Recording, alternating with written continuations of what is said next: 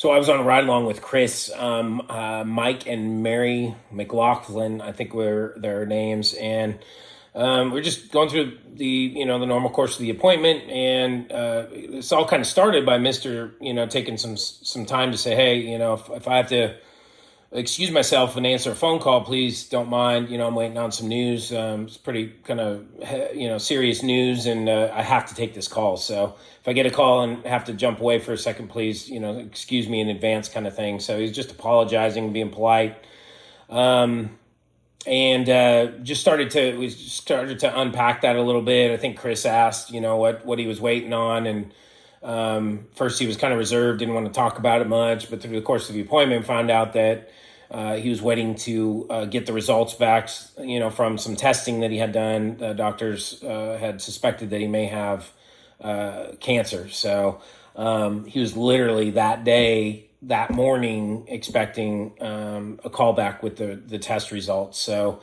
you could, sense his anxiety, and, he was definitely, even when we first answered the door, kind of uptight and a little agitated. So, it was just a great opportunity before, kind of hard guy. He was I don't know if it was Army or Air Force, can't remember at this point, but Armed Forces of some branch.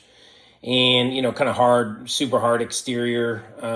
Didn't really want to be exposed or really talk too much about him and his situation.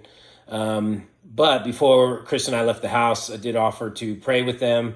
And, again, it was a great opportunity to have Chris there to see that, but also a great opportunity because it would have been very easy to convince ourselves that he didn't want to hear it. He wasn't going to receive it. He didn't want it. But again, it just, when we choose to kind of shut that stuff down and listen to really what's going on in our heart, which is, I feel like this guy needs to be prayed for.